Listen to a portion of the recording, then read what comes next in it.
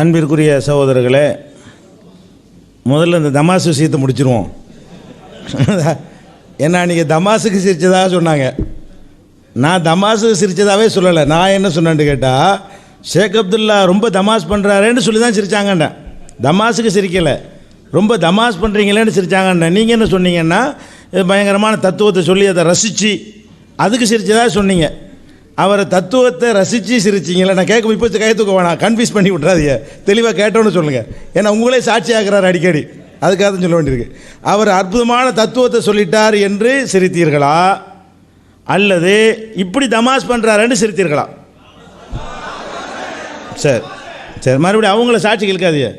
ஏன்னா அவங்க உங்களுக்கு சாட்சி சொல்ல மாட்டாங்கன்னு தெரிஞ்சுட்டு ஏன் சாட்சி இழுக்கிறிய? சரி, அடுத்து ஷேக் அப்துல்லா என்ன சொல்கிறாருன்னு கேட்டால், மருந்துக்கு விளக்கம் சொல்லிட்டாங்க. எது? அல்ஜன்னத் பத்திரிகையில் மருந்துக்கு விளக்கம் சொல்லிட்டீங்க.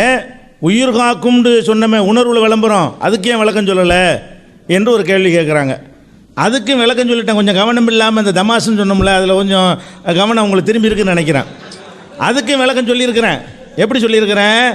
அல்லாஹ்வே அந்த வார்த்தையை ஒமன் கத்தலை, ஒரு நப்ஸை ஒருத்தன் கொண்டானையானால் உலகத்தை எல்லாம் கொள்கிற மாதிரி, ஒமன் அஹ்யாஹா, ஒரு நப்ஸை வாழ வைத்தவன், உயிர் காத்தவன், இப்போ அன்னமா அஹியன் நாச ஜமியா, உலகத்தை எல்லாம் வாழ வைத்தவனை போலன்னு இந்த வார்த்தை பிரயோகத்தை அல்லாவே பயன்படுத்தி இருக்கிறான். ஒருத்தர் வாழ வைத்ததுங்கிற அர்த்தத்தில் நம்முடைய ஒரு காரியத்தினால் ஒருத்தர் வாழ்வார் என்று சொன்னால் அவர் வாழ வைத்தவர்ங்கிற சொல்ல பயன்படுத்தலாம் என்று அல்லாஹ் அனுமதித்திருக்கிறான் என்ற அடிப்படையில் சொன்னோன்னு பதில் முந்தைய சொல்லியாச்சு. சொன்ன நீ கவனிக்கவில்லை. அடுத்து என்ன கேட்குறாங்கன்னு கேட்டால், அப்போ மருத்துவர்கிட்ட அவுளியாட்ட கேட்டால் தப்புங்கிறீங்க, சிறுக்குங்கிறீங்க, மருத்துவர்கிட்ட கேட்டால் சிறுக்கு இல்லைங்கிறீங்களே, அது என்ன அப்படின்னு கேட்குறாங்க. இது சின்ன பிள்ளைக்கு விளக்குற மாதிரி பல தடவை நான் சொல்லிட்டேன். என்ன சொன்னோம்? அவுளியாட்ட கேட்குறது மருத்துவர்கிட்ட கேட்குறதுங்கிற டாப்பிக்கே இதில் இல்லை. அல்லாஹ்வின் நிலையில் நிறுத்தி கேட்பது என்பது தான் நாங்கள் டாப்பிக்கு. மருத்துவர்கிட்ட கூட இப்படி கேட்குறாங்க. மக்களுக்கு நம்ம சொல்கிறோம், மக்களே நீங்கள் அங்கே ராமநாதபுரத்தில் ஒரு மருத்துவர் இருக்கிறார், இங்கே இருந்து கொண்டே எங்கே வேண்டாலும் இருந்து கொண்டு எத்தனை பேர் வேண்டாலும் சேர்ந்து கொண்டு எந்த மாதிரி வேண்டாலும் நீங்கள் கேளுங்க, அதெல்லாம் அவர் கேட்டு உங்களுக்கு பைசல் பண்ணுவார்னு சொன்னால் சிறுக்கு தான். நீங்கள் அவுளியாட்ட என்ன மாதிரி கூப்பிடுறீங்களோ அந்த மாதிரி கூப்பிட்டா சிறுக்கு தான். அது மருத்துவருங்கிற அடிப்படையில் பேசக்கூடாது. அல்லாஹ்வுடைய இடம் அங்கே கொடுக்கப்படுகிறதா, கூப்பிட்டதெல்லாம் சிறுக்காயிராது. தம்பி அந்த தண்ணி இடம்னா சிறுக்காயிருமா? கூப்பிடும் போதெல்லாம் சிறுக்கு வந்துடாது. அந்த கூப்பிடப்படக்கூடியவர் அல்லாஹ்வுடைய இடத்தில் நிறுத்தப்பட்டிருக்கிறாரா, அதை பார்க்க வேண்டும். இப்போ ஒரு மருத்துவர்கிட்ட கேட்கும்போது அல்லாஹ்வுடைய இடத்துல நிறுத்தியா கேட்குறாங்க? இந்த விளம்பரத்தை பார்த்து விட்டு அவரை நோக்கி மக்கள் போய் ஒவ்வொருத்தரா கியூவில் நின்று போய் வைத்தியம் பண்ணுவாங்களா? இருந்த இடத்துல இருந்து அவரை கூப்பிடுவாங்களா? அதே நேரத்தில் நாகூரில் உள்ள அவுளியான்னு கூப்பிடுறவன் அங்கங்கே வந்து கூப்பிட்றானே, பல ஊர்லேருந்து கூப்பிட்றானே, தெரியாத பாஷையில் கூப்பிட்றானே, குறைஞ்ச சத்தத்தில் கூப்பிட்றானே, மனசுலேருந்து கூப்பிட்றானே, எந்த இடத்துல வச்சுருக்கிறான் அவரை? அப்போ அவரை கூப்பிடும்போது அவரை அல்லாஹ்வுடைய இடத்தில் வைத்திருக்கிறான்ட்டு குழந்தைக்கு புரிகிற மாதிரி நான் காரணம் சொல்கிறேன். மருத்துவரை கூப்பிடும்போது அந்த இடத்துல வைக்கல. ஒரு மருத்துவருக்கு ஆங்கிலம் தான் தெரியும், தமிழ் தெரியாது. இவன் தமிழ் அங்கே கூப்பிடுவானா? மொழிபெயர்ப்பாளர் கூட்டிகிட்டு போவான். அப்போ அந்த மாதிரி எல்லாம் அவர் மனிதர் இடத்துல தான் வைத்து கேட்கிறான். ஒரு மருத்துவர்கிட்ட மருத்துவ உதவி நாடுகிறான் என்று சொன்னால் அந்த மருத்துவருக்கு அல்லாஹ்வுடைய தன்மை என்ன தன்மை இருக்குன்னு நினச்சி கொடுக்குறான். ஒன்று தன்மையும் இல்லை. நம்மளை மாதிரி தான் இவர் கேட்பார், தெளிவாக வழங்கியிருக்கிறான். நம்மளை மாதிரி தான் இவர் பார்ப்பார், தெளிவாக வழங்கியிருக்கிறான். நம்மளை மாதிரி தான் இவரால் ஹெல்ப் பண்ண முடியும், தெளிவாக வழங்கியிருக்கிறான். அல்லாஹ்வை போல பார்ப்பார் என்று மருத்துவரை பற்றி அவனுக்கு எந்த நம்பிக்கையும் இல்லை. அல்லாஹ்வை போல கேட்பார் என்று மருத்துவரை பற்றி எந்த நம்பிக்கையும் இல்லை. அல்லாஹ்வை போல கொடுப்பார் என்று மருத்துவரை பற்றி எந்த நம்பிக்கையும் இல்லை. ஆனால் இறந்தவர்களை பற்றி அந்த நம்பிக்கை இருக்கிறது. இந்த நம்பிக்கைக்கு பேர் தான் ஷிர்க். அங்கே தான் ஈக்குவல் ஆக்குறது, அங்கே தான் சமமாக்குறது, அல்லாஹ்வுக்கு கூட்டாக ஆக்குவது. அப்போ அந்த தன்மை இருக்குன்னு உழவு தெளிவாக பண்ண பிறகு என்ன செய்றீங்க? அவுளியாட்ட கேட்டால் ஷிர்க்குங்கிறீங்க, மருத்துவர்கிட்ட கேட்டால் ஷிர்க்கு இல்லைங்கிறீங்க. அதான் சொன்னோம், மருத்துவர்கிட்ட இந்த மாதிரி கேட்டால் ஷிர்க்கு தான். இந்த அவுளியாட்ட கேட்குறீங்களா அந்த மாதிரி ஒரு மருத்துவர்கிட்ட உலகத்தில் 50 பேர் எங்கேருந்து வேண்டாலும் எத்தனை பேர் வேண்டாலும் அவன் பாட்டு கேட்டான்னு சொன்னால் அது ஷிர்க்கு தானே. அவர் அல்லாஹ்வுடைய இடத்துல வச்சிடறானா இல்லையா? அது உசுரோடு இருந்தால் என்ன, இறந்தவராக இருந்தால் என்ன, இது எல்லாம் நான் முன்னாடி விளக்கி இருக்கிறேன். அதனால உயிரோடு இருக்கிறார் இறந்து போனாருங்கிற டாபிக் அங்கே கிடையாது. எந்த இடத்தில் வைக்கப்பட்டிருக்கிறார், கேட்கப்படக்கூடியவர் கூப்பிடப்படக்கூடியவர் மனிதன் இடத்தில் வைக்கப்பட்டு கூப்பிடப்படுகிறாரா, அல்லாஹ்வுடைய இடத்தில் வைத்து கூப்பிடப்படுகிறாரா? இதுதான் கொஸ்டின். இந்த அம்சத்தின் அடிப்படையெல்லாம் ஷிர்க் என்று சொன்னோம் என்பதை நீங்கள் புரிந்து கொள்ள வேண்டும். அடுத்து என்னன்னு கேட்டால், அல்லாஹ்வுக்கு சமமாய் அல்லாஹ்வுக்கு லிமிட்டே இல்லை. அடுத்த வாதம், அல்லாஹ்வுக்கு லிமிட்டே கிடையாது. அல்லாஹ்வுடைய கேள்விக்கு லிமிட் இல்லை, அல்லாஹ்வுடைய பார்வைக்கு லிமிட் இல்லை. இவங்களுக்கு லிமிட் இருக்குன்னு சொல்லும்போதே அங்கே வந்து சமமாக்கலை அப்படிங்கிறாங்க. லிமிட் இல்லை, இவருக்கு லிமிட் இல்லைன்னு நினைக்கிறிய, இவருடைய லிமிட் என்னப்பா? அல்லாவுக்கு லிமிட் இல்லை. லிமிட் இல்லைன்னு என்ன அர்த்தம்? எவ்வளோ பேர் இருந்தாலும், எந்த நேரம் இருந்தாலும், எந்த மாதிரி இருந்தாலும் அது அனைத்தும் அவனுக்கு கேட்கும். அது லிமிட்டே கிடையாது. இவருக்கு லிமிட் இருக்குங்கிறீங்க. நீங்கள் அழைக்கக்கூடிய இறந்து போனவருக்கு லிமிட் உள்ளதுங்க. அது லிமிட் என்ன? அதை நான் ஆரம்பத்தில் கேட்டுருக்கிறேன். அது என்ன லிமிட்டு? எவ்வளோ வரைக்கும் கேட்பார்? எந்த அளவு டெசிபிள் இருந்தால் கேட்பார்? எத்தனை பேருடைய இதை ஒரு நேரத்தில் கேட்பார்? அது மாதிரி எல்லாம் ஒரு எந்த மொழியில் இருந்தால் கேட்பார்? எந்த நேரத்தில் கேட்பார்? யாருக்கு எவ்வளோ லிமிட்டு? அப்போ அல்லாவுக்கு அன்லிமிட்டுன்னு சொல்கிறேன், லிமிட்டே இல்லைங்கிறேன். லிமிட்டு இல்லாதவராக இன்னொருவரை நீங்கள் கருதினீர்களே ஆனால் இந்த விஷயத்தில் கேட்பதில் பார்ப்பதில் அல்லாவை போல இவருக்கு லிமிட் இல்லை என்று நினைப்பீர்களே ஆனால் அது ஷிர்க் இல்லாமல் வேற என்ன? இது தானே நீங்கள் ஆதாரம் காட்டணும். எப்போ நம்ம கூப்பிடுறோமோ ஷிர்க் வச்சுட்டோம். எப்போ உங்களை கூப்பிடும்போது அந்த தன்மையை கொடுத்து விட்டோமோ அப்போவே ஷிர்க் ஆகிவிட்டது. அந்த தன்மையை கொடுக்காமல் கூப்பிடுங்க, வராது. இப்போ நேராக ஒருத்தர் தர்காவுக்கு போகிறோம், ஒரு பேச்சு வச்சுக்கிறோம். தர்காவுக்கு போகிறோம், என்ன சாவுல மீதான்னு கூப்பிடுறோம். என்னப்பான்னு கையெழுத்து நல்லா இருக்கேன்னு கேட்குறாரு. இது தப்பா? அப்படி கேட்டால் தப்பு இல்லைங்க.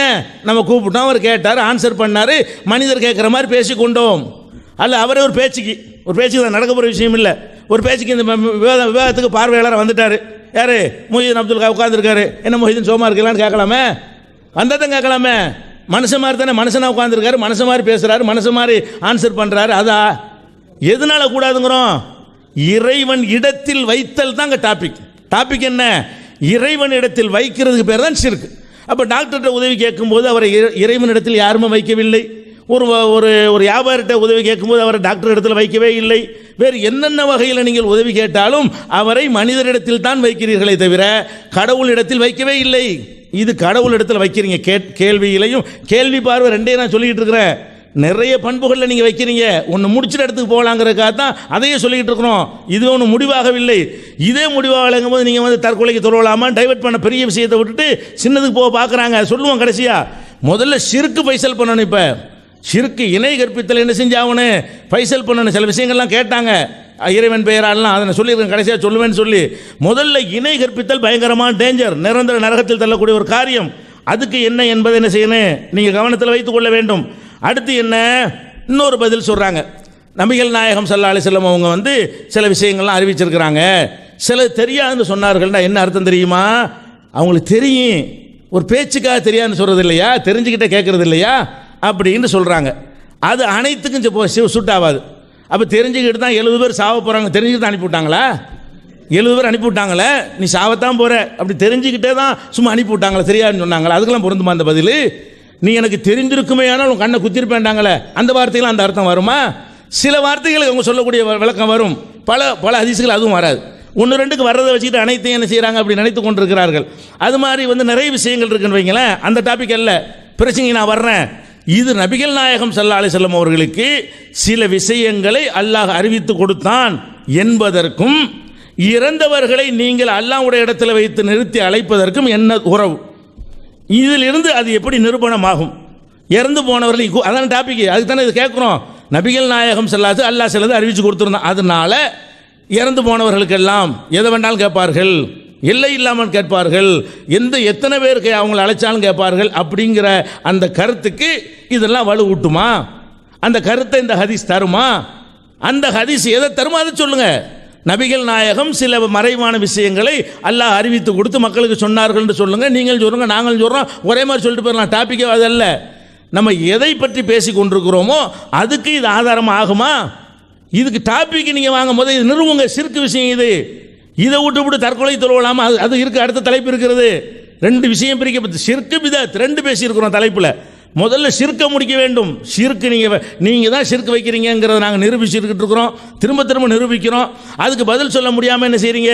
வேறு விஷயங்களை சொல்லி கொண்டு நேரம் கடத்த பார்க்குறீர்கள். அது சரி கிடையாது. நம்ம இப்போ கேட்ட கேள்விக்கு இன்றைக்கும் பதில் சொல்ல முடியலை. இந்த ஒரு நாள் முடிகிற பாதிக்கிற நாள் ஓடி போச்சு, முக்கால்வாசி ஓடி போச்சு. 2 அமர்வு முடிகிற கட்டம் வந்தும் கூட இதுக்கே உங்களுக்கு பதில் சொல்ல முடியலை. அப்போ நீங்கள் ஒத்துக்கிறேன், சரி நம்ம இந்த நுணுக்கத்தை கவனிக்கலை, சரியான மக்களை தானே செய்யணும். இந்த நுணுக்கத்தை கவனிக்காமல் இருந்துட்டோம். ஆமாம், அல்லாஹ்வுடைய தன்மையை தானே கொடுக்குறோம், அதனால் கூப்பிடக்கூடாதுங்க, நாங்கள் தவறு செஞ்சுட்டோம், டிக்ளேர் பண்ணிட்டு போக வேண்டியது தானே. ஒன்று ஆதாரம் காட்டணும், ஆதாரம் காட்ட டிக்ளேர் பண்ண, அதான் 2 தானே ஒரு மனுஷன் செய்யணும். ஒன்று ஆதாரத்தை காட்டிட்டு எங்களே எந்த கொள்கையை கொண்டு வாங்க, ஆதாரம் இல்லைன்னா நீங்கள் மாறிக்கிறங்க, 2 தானே அதில் இருக்க முடியும். அப்போ திருப்பி அன்பானவர்களே, உயிர் காப்பீர் அப்படிங்கிற பச்சை சிறுக்கான ஒரு விஷயத்தை உங்கள் பத்திரில் போட்டிருக்கீங்களே, மற்றவங்ககிட்ட இந்த உதவியை கேட்குறீங்களே, இது எப்படிங்க சரியாக வரும், இது சிறுக்கல்லவா அப்படிங்கிற குற்றச்சாட்டு வச்சோம். அதுக்கு பதில் சொல்லாமல் இதுக்கு உயிர்ப்பித்தாண்டு வருகிறது வசனம், நம்ம கேட்ட என்ன அல்லாஹ் அல்லாத போய் என் உயிரை பாதுகாருன்னு சொல்லலாமா? அப்படி ஒரு வேண்டுகோள் வைக்கலாமா? அப்படி வைக்கலாம்னு சொன்னாக்கா, உயிராக உள்ளவங்ககிட்ட வைக்கலாம்னு சொன்னால் உயிரற்ற மனிதன் வைக்கக்கூடாது என்ற தரம் பிரிப்பதற்கு என்ன ஆதாரம்? அதை சொல்கிறது விட்டுவிட்டு இப்படியும் இருக்கிறது அப்படி அதையா நாங்கள் கேட்டோம்? ஒரு ஆளை பார்த்து என் உயிரை பாதுகாருங்க சொல்லலாமா? உயிராகவே இருக்கட்டும், அல்லாவா? இல்லை எப்படி சொல்லலாம்? உயிராக இருக்கிறவர்கிட்ட சொல்லலாண்டா, அவர் என்ன அல்லாவா? அப்படி ஒரு கேள்வி வருதில்ல. அப்போ அல்லான்னு ஒப்புக்கொள்ளுங்க, உயிராக இருக்கணும் அல்லான்னு சொல்லுங்கள். அல்லா இல்லைண்டா சொல்லக்கூடாதுன்னு சொல்லுங்கள். ஏன்னா நியாயப்படுத்திக்கிட்டு இருக்கிறீங்க. அல்லாட்ட வைக்கிற ஒரு கோரிக்கை உயிராள மனிதன்ட்ட வைக்கலாங்கிறது கூட நியாயப்படுத்துறீங்க. ஒரு வலியுள்ளாட்ட போய் எனக்கு உதவி செய்யுங்கண்டா உடனே அந்திருந்து கேட்பாரா? ஆனால் ஹவுசனாயும் கேட்பாங்களா? ஆனால் இதில் அப்படியெல்லாம் இல்லையா? நீங்கள் பிரஸில் போட்டிங்க உயிரை பாதுகான்னு எழுதினீங்கல்ல, பிரஸில் அதுவும் அச்சடிக்கப்பட்டுக்கிட்டே இருக்கும்பொழுது பிரஸில் யாராவது என்னை பார்த்தா கேட்குறீங்கன்னு சொல்லியிருப்பாங்களா?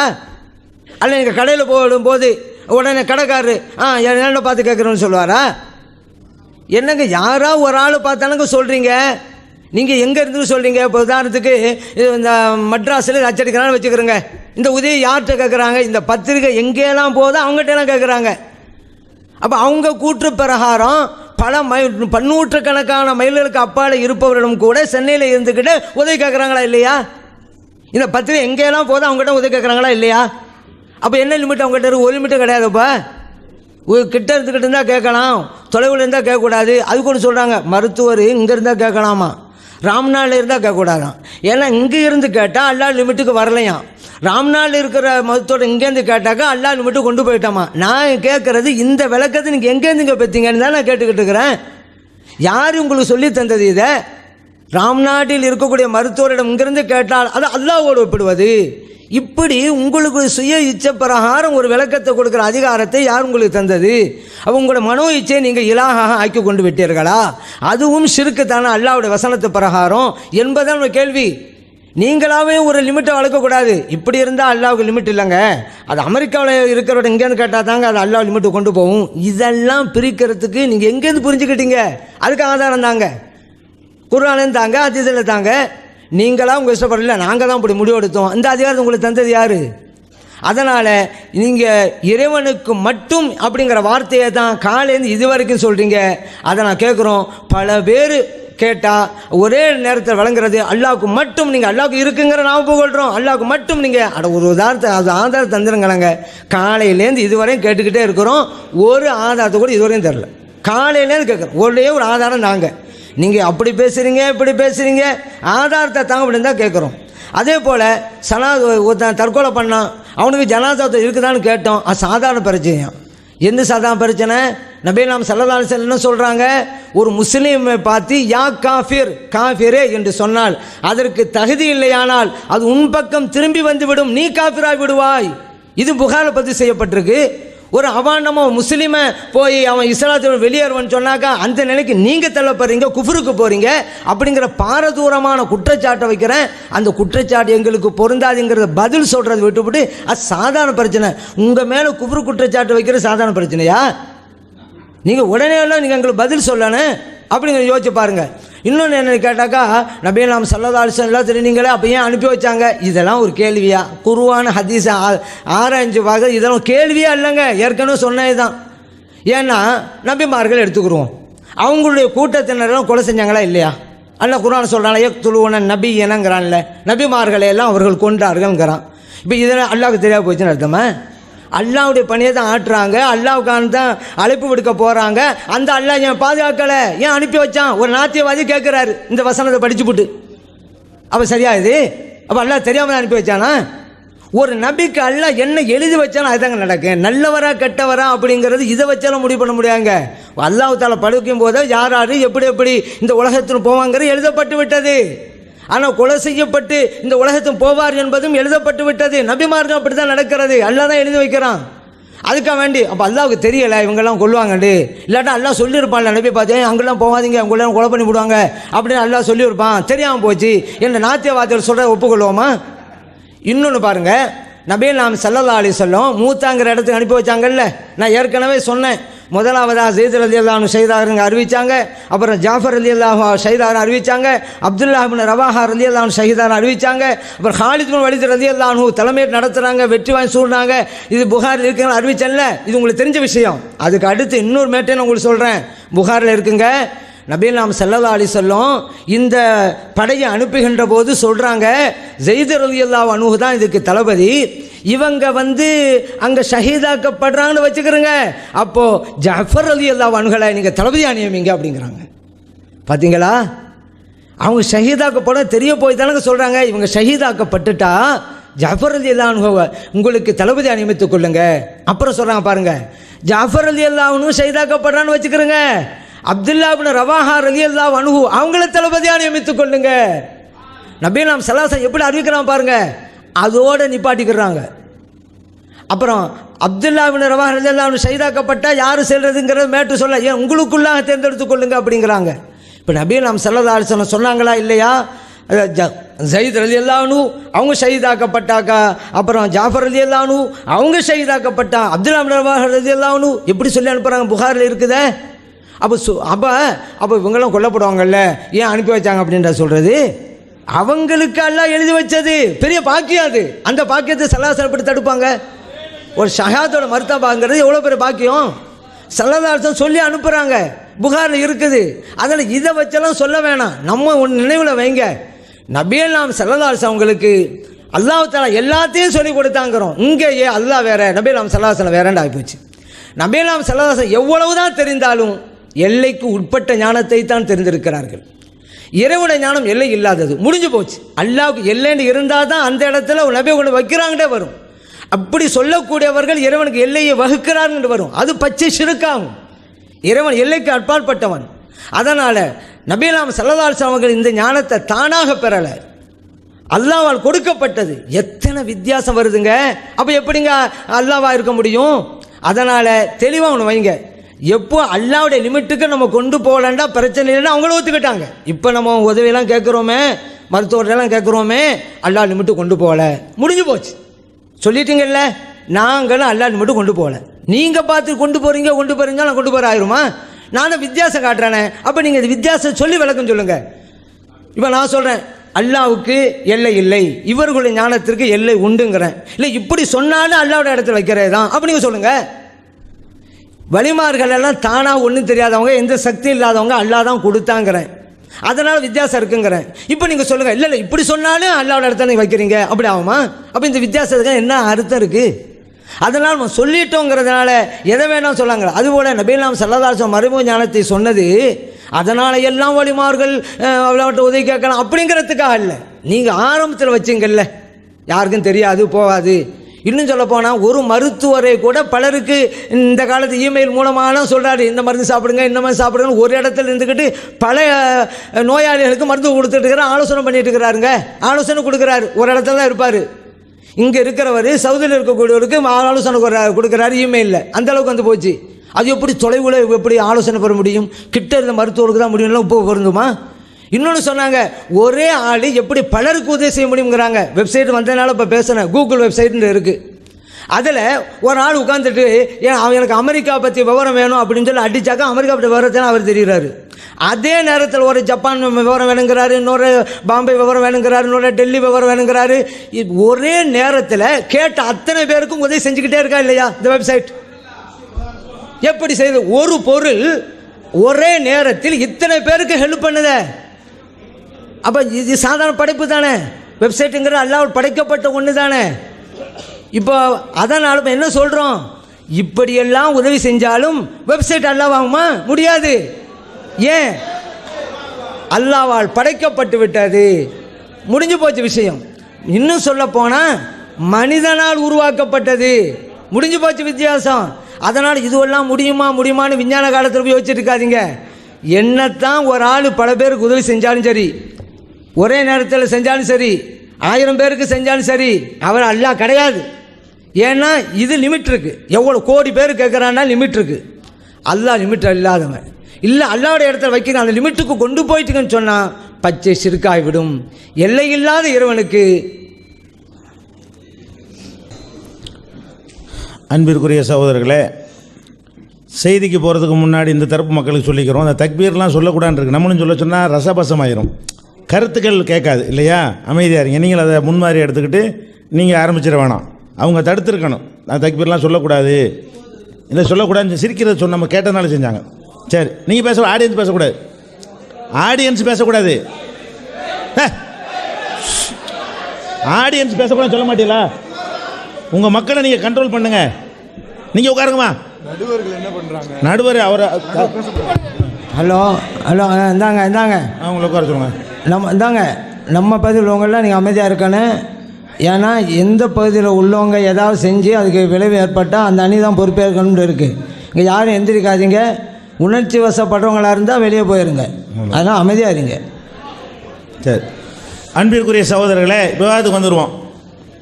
அதாவது உயிர் காப்பது ஷிர்க்கு, இரத்த தானத்தின் மூலம் உயிர் காப்பாற்றுங்கன்னு சொல்வது தப்பு அப்படின்னு சொல்கிறாங்க. உயிர் கொடுக்கறதுன்னு ஒருத்தன் நினைக்கிறதா ஷிர்க்கே தவிர, உயிர் காக்கக்கூடிய ஒரு காரியத்தை செஞ்சால், பசியாக ஒருத்தன் கிடக்கிறான், ஒரு உணவு கொடுத்தோம்னா சாவ மாட்டான், அல்லாஹ் தான் மௌத்து ஹயாத்துக்கு பொறுப்பாள. மனிதன் பார்வையில் உயிரை கொடுத்தோம், ஆள் எந்திரிச்சிட்டான், உயிர் காத்தோன்னு சொல்கிறோம். இது மார்க்கத்தில் தப்பா? இது தப்பு கிடையாது. அதுக்கு தான் நான் குர்ஆனுடைய ஆதாரத்தையும் காட்டினேன். யார் ஒரு உயிரை வாழச் செய்கிறாரோ, அஹ்யாஹா, ஒரு நப்சுக்கு உயிர் கொடுக்குறாரோங்கிறான். உயிர் கொடுக்குறேன்னா உயிர் கொடுக்குறேன்னு அர்த்தம் கிடையாது, உயிரை காப்பாற்றுறது. அது மாதிரி ரசூல் ஸல்லல்லாஹு அலைஹி வஸல்லம் சொன்னாங்க, ஒருத்தர் லா இலாஹா இல்லல்லாஹ் சொல்வதன் மூலமாக அவர் தன்னுடைய உயிரையும் தன்னுடைய அசமும் மின்னி திமாஅகும் அம்வாலகும், தங்களுடைய சொத்துக்களையும் உயிர்களையும் என்னிடமிருந்து காத்து கொண்டார்கள், நான் தான் உங்களை உயிரை காக்கிறேன் அப்படிங்கிறாங்க. உயிர் காப்பாற்றுதல்னு சொல்வது ஷிர்க்கு கிடையாது. ஒரு மனிதன் கஷ்டத்தில் இருக்கக்கூடிய ஒருத்தனை நம்முடைய காரியத்தின் மூலமாக தூக்கி நிப்பாடுறோம்னு சொன்னால் உயிர் காத்தான்னு சொல்லலாம். உயிர் கொடுக்கறது வேற, பணத்துக்கு உயிரை கொடுக்கறதுங்கிறது வேற, உயிர் காப்பாற்றுறதுங்கிற வேற. இரத்த தானத்தின் மூலமாக உயிரெலாம் கொடுக்க இயலாது. அந்த ரத்தம் குறைவாக இருக்கிறதுனால அவன் செத்துறக்கூடாதுன்னு சொன்னால் ரத்தம் கொடுங்க, இது ஒரு பெரிய மேட்டரே கிடையாது. இது அவங்களுடைய ஷிர்க்கை நியாயப்படுத்த வழி இல்லாமல் இதை சொல்கிறாங்க, அதை விளங்கிக்கிறணும். அதுக்கடுத்து எதனால் ஷிர்க்குன்னு சொல்கிறோம்? அந்த மனிதனிடத்தில் இறந்து போனவர்கிட்ட கேட்கும் பொழுது அவருக்கு நீங்கள் இறைத்தன்மை கொடுத்துட்றீங்க. அதாவது இறைவனைப் போலவே கேட்பார், இறைவனைப் போலவே பார்ப்பார் என்ற நம்பிக்கை தான் அனைவருடைய உள்ளத்திலும் இருக்கிறது. அது இல்லை என்று சொன்னால் அது கூப்பிட மாட்டார்கள். அந்த நம்பிக்கை இருக்க போய் தான் கூப்பிடுறாங்க என்று நம்ம சொல்கிறோம். அதுக்கு அவங்க என்ன செய்கிறாங்கன்னா, இப்படி ஒரு ஆதாரத்தை காட்டுங்க திருப்பி திருப்பி கேட்குறாங்க. என்ன கேட்குறாங்க? இந்த மாதிரி அல்லாவுக்கு மட்டும்தான் இப்படி இருக்கிறது, மற்றவங்களுக்கு இல்லை. அல்லாவுக்கு இருக்கு நாங்கள் ஒத்துக்குருவோம், அல்லாவுக்கு மட்டும்தான் இருக்குது, மற்றவங்களுக்கு இல்லைன்னு ஒரு ஆதாரம் காட்டுங்கிறாங்க. குழந்தைக்கு சொல்கிற மாதிரி அந்த வசனத்தை சொல்லி அதுக்கு வேறு அர்த்தமே வராது. அந்த அர்த்தத்தில் அழகாக என்ன செய்கிறான் அல்லாஹ், லைஸ கமி, என்ன அடிப்படையே சொன்னதே சொல்லலைங்கிறதுனால திருப்பி ஒருக்கா சொல்ல வேண்டி இருக்கிறது. லைஸ கமிஸ்லிஹி ஷைஉன், அவனை போல், அவனை பற்றி இங்கே பேசலை, அவனை போல் எதுவும் இல்லைங்கிற பற்றி பேசப்படுது. இந்த வசனம் பேசுவதை அவன் எப்படி இருக்கிறான் என்று சொல்வதை விட அவனை மாதிரி யாரும் இல்லைங்கிறது தான் அந்த வசனம் ஆரம்பமே லைஸ எதிர்மறையாக ஆரம்பிக்கிறது. அப்போ லைஸ கமிஸ்லிஹி ஷைஉன், அவனை போன்று எதுவும் இல்லை சொல்லியாச்சு. ஓ ஹுவ சமீஉல் பசீர், அவன் கேட்பவன் பார்ப்பவன். அப்போ ரெண்டுக்கு பக்கத்தில் உள்ளதான் கவனிக்கணுன்னு வர நேற்று பூரா சொல்லிட்டு இருந்தாங்க. முந்தின தலைப்பில் பக்கத்தில் வந்திருக்கு, பக்கத்தில் என்ன வந்திருக்கு அதை சேர்த்து வச்சு பார்க்கணும்னு. அந்த லைஸ கமிஸ்லிஹி ஷைஉன்னு சொல்லிட்டு பக்கத்தில் என்ன வந்திருக்குது, ஓஹுவ சமீஉல் பசீர்னு வருது. அப்போ அவன் கேட்பவன் என்று சொன்னால் அந்த கேட்பதில் அவனை போல யாரும் இல்லை. அவனை போல யாரும் இல்லைன்னு அவனுக்கு மட்டும்தான் அர்த்தம். கேட்பதில் அவனை போல யாரும் இல்லை, பார்ப்பதில் அவனை போல யாரும் இல்லை. அப்போ கேட்குதல் பார்க்குதல் என்கிற அந்த தன்மையை சொல்லிட்டு தான் அவனை போல் எதுவும் இல்லைன்னு ஒரு வசனம் இருக்கிறது. இதுக்கு மேலே என்ன ஆதாரம் வேணும்? இந்த கேட்குற தன்மை அவனை போல யாருக்கும் கிடையாது, பார்க்கிற தன்மை அவனை போல யாருக்கும் கிடையாது என்றால் இதுக்கு வேறு என்னதான் அர்த்தம்? அவனை போல எதுவும் இல்லை, அவன் பார்ப்பவன்னா அவனுக்கு இருக்குதுங்கிற சொல்கிறது என்னுடைய நோக்கமா, அவனை போல எதுவும் இல்லைன்னு சொல்கிறது என்னுடைய நோக்கமா? அதுக்கு ஏன் லைஸாண்டு வரணும், இல்லைன்னு இதுக்கு ஆரம்பிக்கணும். அப்போ அவனை போல எதுவும் இல்லைன்னு ஆரம்பித்து அடுத்தவனுக்கு இல்லைங்கிறத மறுக்கிறதுக்கு தான் அந்த வசனம் வந்திருக்கிறது. அல்லாவுக்கு இருக்கிறத சொல்கிறதுக்கு இது வரவே இல்லை. என்னைய மாதிரி ஒருத்தன் கேட்கக்கூடியவன் கிடையாது, என்னைய மாதிரி பார்க்கக்கூடிய ஒருத்தன் கிடையாது. இதானே மேட்ரிக். இவ்வளவு தெளிவாக காட்டினவர் ஒரு ஆயத்தையாவது காட்டினீங்களாங்கிறீங்க. இது அப்போ ஆயத்து இல்லையா? அப்போ இந்த ஆயத்துக்கு இந்த அர்த்தம் தப்பா? இதை தவிர வேற ஏதாவது அர்த்தம் இருக்குன்னு சொல்லி யார்ட்டையாவது சொன்னால் இது ஒத்துக்குருவாங்களா? நடுநிலையாக சிந்திக்கக்கூடியவர்கள் யாராச்சும் இதை ஒப்புக்கொள்வார்களா?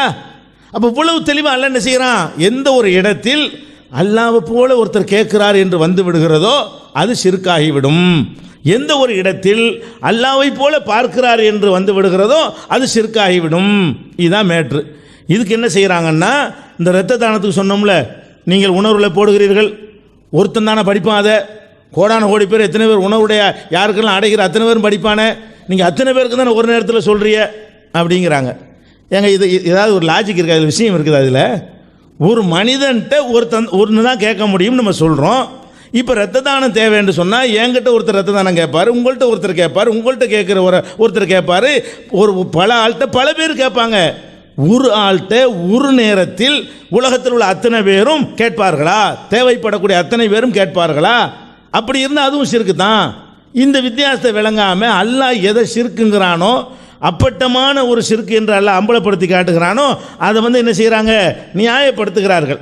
அது நீங்கள் நல்லா புரிந்துக்கிறணும். எதுக்கு எடுத்தாலும் என்ன செய்வாங்கன்னா, இந்த அதிகாரம் தந்தது யார்? அவங்க எந்த ஒரு ஆயத்தை எடுத்துக்கொண்டும் இருக்கிற அர்த்தத்தையே மறுப்பாங்க, இருக்கிற அர்த்தத்தையே இடக்கு முடக்காலும் செய்வாங்க. ஆனால் நம்ம எது உள்ள விளக்கத்தை சொன்னோம்னு சொன்னால் உள்ள அர்த்தம் தான் செய்கிறோம். இந்த அதிகாரம் தந்தது யார்? அதில் தான் இருக்கு மறையும் அதிகாரம் தரன்னு, அதில் தானே இருக்குது. அதுங்கிறேன் அவனை போல் யாருமே அவன் கேட்பவன் பார்ப்பவன், இந்த பார்க்கறதுலையும் கேட்கலாம் அவனை போல் இல்லைங்கிறோம். இது இருக்குதா இல்லை? அப்புறம் அதிகாரம் தர்றது ஒரு சொல்லுக்கு அதான் அர்த்தம் என்று இருக்குமே, ஆனால் அதை சொல்வதற்கு தனி அதிகாரம் வாங்கணுமா? அந்த சொல்லில் அர்த்தம் இருக்கிற எடுத்து சொன்னால் அதிகாரம் வாங்கிட்டு செய்யணுமா? அது அதிகாரம் தேவை கிடையாது. அதில் இருக்குதா இல்லையா? இல்லைன்னா இதை உங்களுக்கு மறக்க முடியல. இல்லைன்னு சொல்கிறீங்களே தவிர வேறு என்னதான் இந்த அர்த்தம் இந்த வசனம் சொல்லுகிறது உங்களால் சொல்ல முடியவில்லை. அப்போ இறந்தவருக்கு நீங்கள் என்ன சொல்கிறீங்க? வித்தியாசம் இருக்குது, அவர் கேட்பார்கள் தான், அல்லாஹ் போல கேட்க மாட்டார்கள் ஒரு போகிற போக்கில் சொல்கிறீங்க. அது சொல்லும் செயல் ஒன்றா இருக்கணுமா இல்லையா? அப்படி நினச்சிக்கிட்டு தான் நீங்கள் கூப்பிட்றீங்களா இறந்தவர்களை? அப்படி லிமிட் பண்ணி தான் கூப்பிட்றீங்களா? அல்லாஹ்வை ஒருத்தன் பிரச்சனை வரும்போது எப்படி எந்த வித கட்டுப்பாடும் இல்லாமல் கூப்பிடுகிறானோ அந்த மாதிரி இறந்தவர்களை கூப்பிடுகிறானா? அல்லது ஒரு மனுஷன்ட்ட போகிறோம், இப்போ டைம் எப்படின்னு தெரியல, அவர் பிஸியாக இருந்தாலும் இருப்பார், இப்போ போய் பார்க்க முடியாது, இப்படிலாம் யோசிச்சுட்டு மனுஷன்ட்ட போவானே, அப்படி கூப்பிடுகிறார்களா? அல்லாட்ட கூப்பிடும்போது எந்த கட்டுப்பாடும் இல்லை, உடனே கூப்பிட்டுருவோம். இன்னும் எத்தனை பேர் கூப்பிட்றோம் அதை பற்றி கவனிக்க மாட்டோம். நம்ம இருக்கிற தூரம் என்ன அல்லாவுடைய அதை பற்றிலாம் கவனிக்க மாட்டோம். அப்படி கூப்பிடுறீங்களா மனுஷனை கூப்பிட்ற மாதிரி கூப்பிட்றீங்களான்னு இந்த டிஃப்ரெண்ட் புலவு தெளிவாக தெரியும் பொழுது இந்த உண்மையையும் நீங்கள் என்ன செய்கிறீங்க? மறைத்து பேசுகிற காட்சியை நம்ம பார்க்குறோம். அடுத்து என்ன? நபிகள் நாயகம் ஸல்லல்லாஹு அலைஹி வஸல்லம் அவர்கள் அவர் கொல்லப்படுவார் இவர் கொல்லப்படுவார்னு சில சஹாபாக்களை பற்றி சொன்னாங்க. அதுக்கும் இதுக்கு என்ன சம்பந்தம்? டாபிக்கு அதில் இருந்து இந்த கருத்து எப்படி நிலைநாட்டப்படும்? ரசூல் ஸல்லல்லாஹு அலைஹி வஸல்லம் சில பேருடைய மரணத்தை பற்றி முன்கூட்டி சொன்னார்கள் என்று சொன்னால் அதிலிருந்து எத்தனை பேர் கேட்டாலும் லிமிட் இல்லாமல் எங்கேருந்து கேட்டாலும் அது நம்ம கூப்பிடலாம், அது உங்களுக்கு விளங்கும், அல்லாஹ்வுடைய கேட்கும் திறன் வந்து விட்டது என்பதற்கு இது ஆதாரமாகுமா? அது ஆதாரமாகட்டி அது எதுக்கு இங்கே சொல்ல வேண்டிய அவசியம் என்ன இருக்கிறது? அதையும் நம்ம கவனத்தில் கொள்ளணும். பேசிக்கலாக ஷிர்க் நிரூபணம் ஆகுது, சந்தேகத்துக்கு இடம் இல்லாமல். இதுதான் பச்சை ஷிர்க், இதுக்கு மிஞ்சின ஷிர்க்கே கிடையாது. இது பச்சையான பகிரங்கமான இணை வைத்தல், பகிரங்கமான அநியாயம் என்பதில் ரெண்டாவது கருத்து கிடையாது. அடுத்து என்ன கேட்குறாங்க? ரசூல் ஸல்லல்லாஹு அலைஹி வஸல்லம் தெரிஞ்சா ஏன் 70 பேர் அனுப்பி வச்சாங்க அப்படின்னு கேட்டால் உடனே மறுபடியும் அல்லாவோட ஒப்பிட பார்க்குறாங்க. அல்லாஹ் மாத்திரம் நபிமார்களை கொலை செய்தார்கள்னு சொல்கிறானே, தெரிஞ்சா ஏன் கொல்ல விட்டான் அப்படிங்கிற மாதிரி கேட்குறாங்க. அல்லாஹ்வை பொறுத்த வரைக்கும் அவன் எதை நாடி எதை செய்வான் அதை தடுக்கையெல்லாம் தீர்மான விதி எழுதிட்டான், அது உண்மை. ஆனால் நபிகள் நாயகம் ஸல்லல்லாஹு அலைஹி வஸல்லம் அவர்கள் இந்த விஷயத்தை விட்டுருங்க. இன்னொன்று கேட்குறேன்.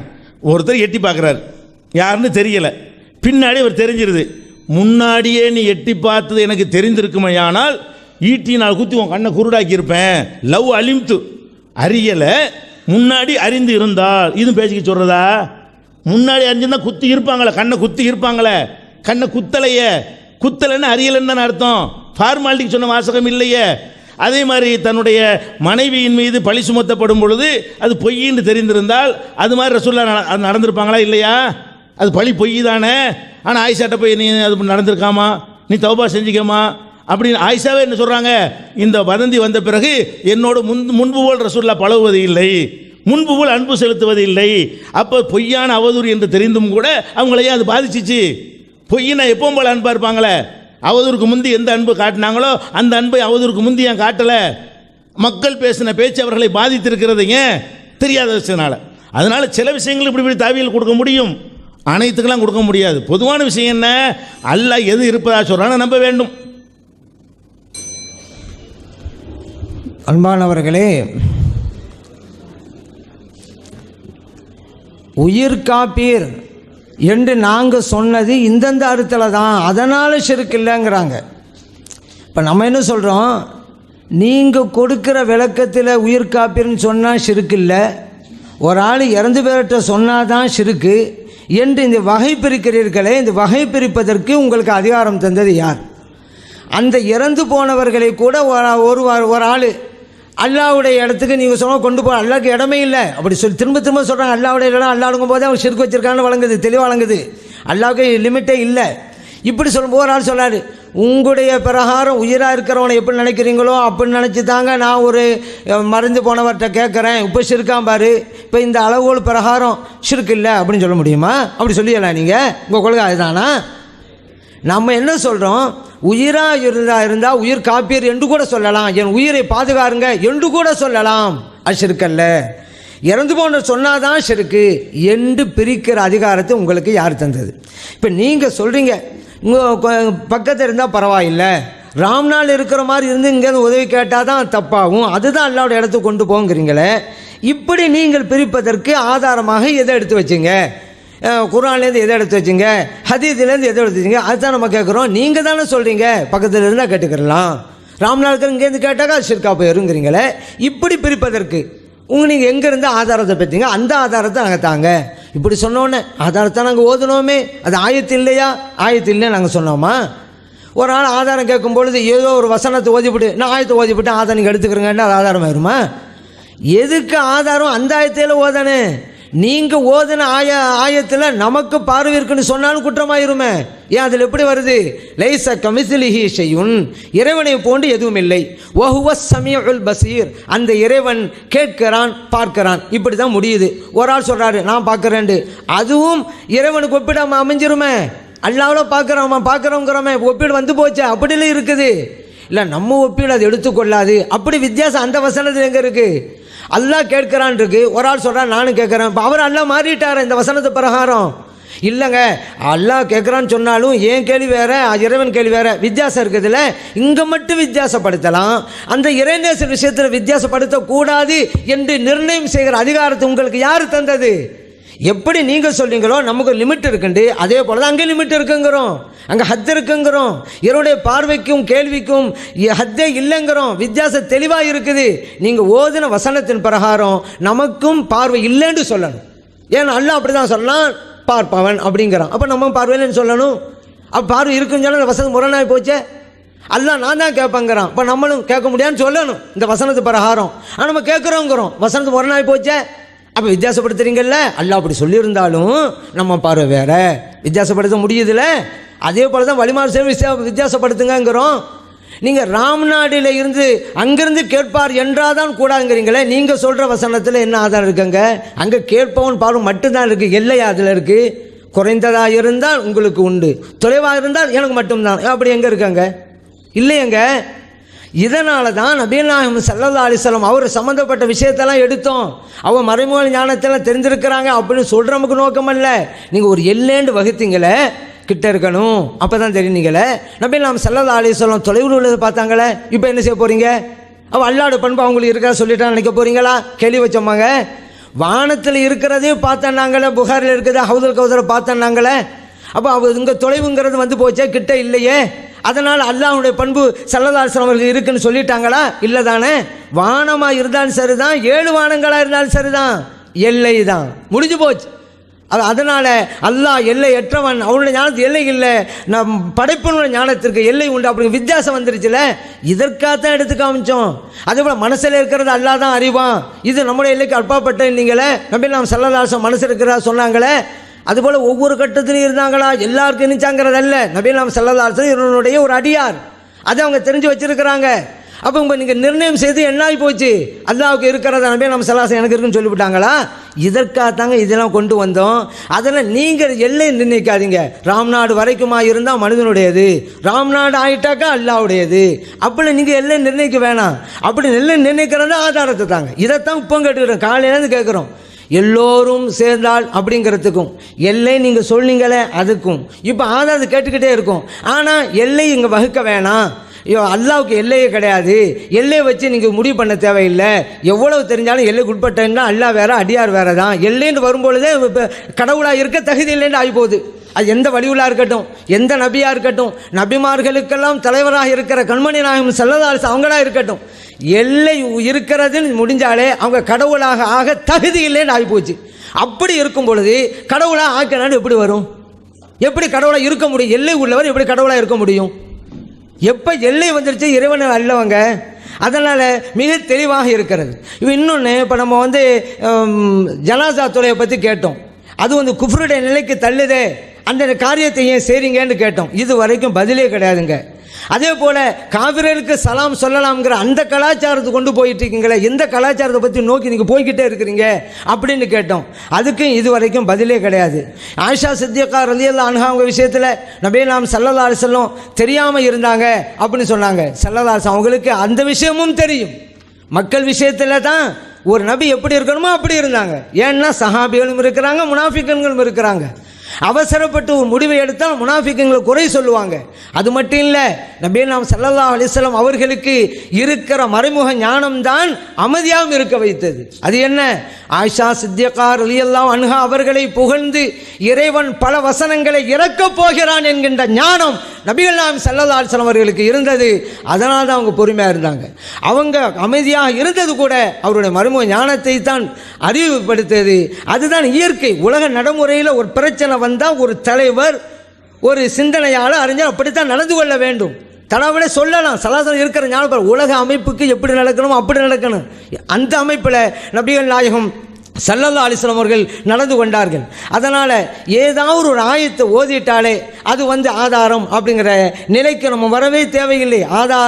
ஆதாரம் ஆகுவது அப்படின்னு சொன்னால் என்ன கருத்தை வைக்கிறோமோ அதுக்கு பொருத்தமான ஆயத்தை வைக்கணும், ஹதீஸை வைக்கணும். இப்போ நபி நாம் ஸல்லல்லாஹு அலைஹி வஸல்லம் அவர்கள் ஒரு சில விஷயங்களை எல்லாம் நம்மால் முடியாததெல்லாம் அறிவித்தார்கள். இங்கே தொலைவுக்கெல்லாம் அப்பாற்பட்டது, வானத்தில் உள்ளது தெரிகிறது, பன்னூற்றுக்கணக்கான மைலுக்கு அப்பா நடப்பது தெரிகிறது, பூமிக்குள்ளே நடப்பது தெரிகிறது. அதே போல் ஸல்லல்லாஹு அலைஹி சொன்னாங்கல்ல, 2 கபர்களுக்குள்ள அங்கே வேதனை நடக்கும்போது சொன்னாங்கல்ல, ஒரு பேரித்த மரத்துடைய மட்டை எடுத்து 2ஆக உடைத்து அதில் ஊண்டினார்கள் அல்லவா, புகாரை பதிவு செய்யப்பட்டிருக்கு. நமக்கெல்லாம் மண்ணுக்கு கீழே நடக்க தெரியாது, நபி நாம் ஸல்லல்லாஹு அலைஹி வஸல்லம் தெரிகிறது. தெரிந்தாலும் அவர்கள் மனிதர் தான், இறைவனுடைய படைப்பு தான், அல்லாஹ் சொல்லிக் கொடுத்த அந்த ஞானம் தான் அவர்களுக்கு இருக்கிறது. எவ்வளவுதான் தெரிந்தாலும் எல்லைக்கு உட்பட்டு இருக்கிறது. இந்த நிலையில் இருக்கக்கூடியவர் ஒரு காலும் இறைவனாக மாற முடியாது என்பதுதான் நம்முடைய நம்பிக்கை. அதற்காகத்தான் எல்லைன்னு சொல்ல வேணாம் அப்படிங்கிறதுக்காகத்தான் இந்த ஆதாரத்தெல்லாம் கொண்டு வந்தமே தவிர நபி நாம் ஸல்லல்லாஹு அலைஹி வஸல்லம் அவருக்கு மறைமுக ஞானம் உண்டு அப்படிங்கிறதுக்காக அல்ல. அந்த தலைப்பு வச்சு அது வேறு விஷயம் பேசுவோம். இது ஸல்லல்லாஹு அலைஹி வஸல்லம் அவர்களுக்கு மறைமுக ஞானம் உண்டு, அதனால் வழிமாறுகிட்ட எல்லாம் நம்ம கேட்கலாம் அப்படி நாங்கள் சொல்லவே கிடையாதுங்க. அப்படி சொன்னாதான் இவர்கள் தெரிந்திருக்கிறார்கள் என்பதற்கும் நீங்கள் வழிமாறுகளும் உதவி கேட்பதற்கும் என்ன சம்பந்தம் இருக்குன்னு கேட்கலாம். அதுக்காக கொண்டு வந்தோம். ஸல்லல்லாஹு அலைஹி வஸல்லம் இதெல்லாம் தெரிகிறார்கள், ஆகவே வழிமாறுகளை கேளுங்கன்னு சொல்லவே இல்லைங்க. நீங்கள் எல்லையை நிர்ணயிச்சிங்களே அது பொருந்தலைங்க. எல்லைக்கு அப்பாற்பட்டு போயும் கூட நபி நாம் ஸல்லல்லாஹு அலைஹி வஸல்லம் அவர்கள் ஒரு மனிதர்ங்கிற நிலையிலே தானே தெரிகிறார்கள். நீங்கள் ஏன் நெல்லை நிர்ணயிக்கிறீங்க? ராம்நாடுக்கு ஒரு நிலை, மதுரைக்கு ஒரு நிலை நீங்கள் நிற்கிறீங்க. அப்படி நீங்கள் நிர்ணயிச்சா அதுக்குண்டான ஆதாரத்தை எங்களுக்கு காமிங்க அப்படின்னு தான் நம்ம சொல்கிறோம். அதே போல் உயிர் காக்கிற விஷயம் அப்படின்னு நீங்கள் சொன்னீங்க. அது யார்கிட்ட சொன்னாலும் தப்பு தான். இவ்வளோ உயிராக இருக்கிறவர்கிட்ட சொன்னாக்கா அந்த உயிராக இருக்கிறவர் இறைவனா என்கின்ற கேள்வி வருகிறது. அதற்கு நீங்கள் பதில் சொல்லணும். இன்னொரு வார்த்தை, நீங்கள் என்னதான் சொன்னாலும் நீங்கள் அவுலியாக்களையெல்லாம் அல்லாவோட இடத்துல தான் வைக்கிறீங்க. அப்படி வச்சா தான் உங்களால் பேசவே முடியும், எங்கள் மேலே குற்றச்சாட்டு வைக்க முடியும். எங்களுடைய நிலையை தெளிவாக தெரிந்த பிறகு எங்கள் நிலை சரியா இல்லதையா அப்படிங்கிறத விவாதிக்கிறத விட்டுட்டு இல்லை நாங்கள் சொல்ல மாதிரி நீங்கள் இருக்கிறீங்க இந்தாங்க அப்படி என்ன கருத்து இருக்குது? எங்களுடைய நிலையை புரியுங்க. எங்கள் நிலை சரின்னு சொன்னால் ஒப்புக்கொண்டுருங்க, எங்கள் நிலை சரியில்லைன்னா வாதிடுங்க.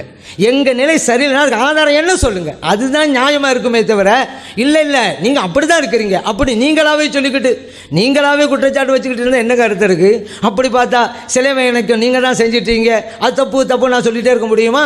இல்லை நீங்கள் சொல்லுவீங்க அல்ல சிலை எனக்கு இல்லை கற்பனையில் தான் இது இருக்கிறது விக்கிரகம் அப்படிம்பீங்க, அதுக்காக நான் ஒரு விளக்கத்தை கொடுத்துட்டு இருக்க முடியுமா? உங்கள் நிலைப்பாடை சொல்லுங்கள், தப்புண்டா தப்பு அதுக்குள்ள ஆதாரத்தை தர்றோம், எங்கள் நிலை என்னன்னு தெரியுங்க, சரிண்டா விட்டுருங்க, தப்புனா அதுக்குள்ள ஆதாரத்தை தருங்க. உங்கள் நிலைப்பாடு என்பதை நாங்களே நிர்ணயிப்போம், அதுக்கு தகுந்தவரை நாங்களே பேசுவோம். இது என்ன சரியாகும்? யோசிங்க. அஸ்ஸலாமு அலைக்கும் வரஹ்மத்துல்லாஹி வபரகாத்துஹு. அன்பிற்குரிய சகோதரர்களே, காலையிலிருந்து 2 அமர்வுகள் முடிந்து 3வது அமர்விலே நாம் அமர்ந்திருக்கிறோம். இதில் காலையிலிருந்து நாம் தொடர்ந்து எடுத்து வைக்கிற வாதம் என்னவென்று சொன்னால், ஷேக் அப்துல்லாவும் அவருடைய கொள்கையை ஏற்றுக்கொண்டவர்களும் பகிரங்கமாக இணை வைக்கக்கூடியவர்கள். ஏனென்று சொன்னால், இறந்து போனவர்களை அவர்கள் அழைக்கிறார்கள். எந்த எண்ணத்தில் அழைக்கிறார்கள் என்று சொன்னால், அந்த இறந்தவர்கள் எங்கிருந்து அழைக்கப்படுகிற அழைப்பையும், எத்தனை பேருடைய அழைப்பையும், எந்த மாதிரியான அழைப்பையும் அவர்கள் ஒரு நேரத்திலே கேட்கிறார்கள் என்ற நம்பிக்கையில், அதாவது அல்லாஹ்வுடைய கேட்கும் தன்மை அவர்களுக்கு இருப்பதாக எண்ணி, அல்லாஹ்வுடைய பார்க்கும் தன்மை அவர்களுக்கு இருப்பதாக எண்ணித்தான் இப்படி செயல்படுகிறார்கள். இது அப்பட்டமான ஷிர்க் என்று இணை கற்பித்தல் என்று நம்ம சொன்னோம். அவங்க இந்த 2 அமர்வுகளாகவே அப்படி நாங்கள் சொல்லவில்லை, அல்லாஹ்வுடைய அந்த கேட்கும் திறன் அவர்களுக்கு இருப்பதாக நாங்கள் சொல்லவே இல்லை, அதில் வித்தியாசம் இருக்கிறது, அது மாதிரி நீங்கள் அபாண்டமாக சொல்கிறீர்கள் என்றெல்லாம் அவங்களுடைய மறுப்பை சொன்னார்கள். ஆனால் அவர்களை சேர்ந்த சகோதரர்களுக்கு தெரியும் இது இந்த சபைக்கு சொல்லக்கூடிய மறுப்பு என்பது. அவர்கள் வெளியில் என்ன சொன்னார்கள், எப்படி பேசினார்கள், இப்படித்தான் அவங்க 2 சமம் இல்லைன்னு சொன்னார்களா என்பது உங்கள் எல்லாருக்குமே தெரியும். இருந்தாலும் அபாண்டம்னு சொன்ன காரணத்தினால, அபாண்டம் இல்லை என்பதற்காக நான் ஒரு செய்தியை இப்போ பதிவு செய்ய விரும்புகிறேன். திருப்பூரில் ஒரு விவாதத்திற்காக ஒரு ஒப்பந்தம் போடப்பட்டது. அந்த ஒப்பந்தத்திலையும் ஷேக் அப்துல்லா அவர்கள் கையெழுத்திட்டிருக்கிறார்கள். அந்த விவாதம் அவங்க வராத காரணத்தினால் அந்த விவாதம் நடக்கலை, ஒப்பந்தம் போடப்பட்டது.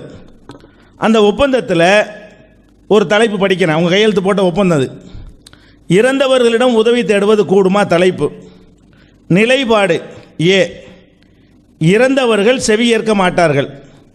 எத்தனை பேர் அழைத்தாலும், எங்கிருந்து அழைத்தாலும், எந்த மொழியில் அழைத்தாலும், உள்ளத்தால் அழைத்தாலும் அனைத்தையும் ஒரே நேரத்தில் செவியுற்று பிரித்தறிந்து அனைத்திற்கும் பதிலளிக்கும் ஆற்றல் அல்லாஹ்வை தவிர அவனது எந்த படைப்புகளுக்கும் இல்லை என்பதும், எனவே அவர்கள் உதவி செய்ய மாட்டார்கள் என்பதும், அழைப்பிற்கு பதில் சொல்ல மாட்டார்கள் என்பதும், எனவே இறந்தவர்களிடம் அழைத்து உதவி தேடக்கூடாது என்பதும் தௌஹீத் ஜமாத்தின் நிலை. ஒரு நிலை தௌஹீத் ஜமாத்தின் நிலை. நிலைப்பாடு பி, இறந்தவர்கள் செவியேற்பார்கள் என்பதும், எத்தனை பேர் அழைத்தாலும், எங்கிருந்து அழைத்தாலும், எந்த மொழியில் அழைத்தாலும் அனைத்தையும் ஒரே நேரத்தில் செவியுற்று பிரித்தறிந்து அனைத்திற்கும் பதிலளிக்கும் ஆற்றல் அல்லாஹுவால் இறந்த இறைநேசர்களுக்கு வழங்கப்பட்டிருக்கிறது என்பதும் திருப்பூர் வட்டார ஜமாத்துல் உலமாவின் நிலை. அதன் சார்பாக தான் விவாத ஒப்பந்தத்தில் கையெழுத்து போட்டாங்க. எனவே இறந்த இறைநேசர்களிடம் உதவி தேடுவது கூடும்.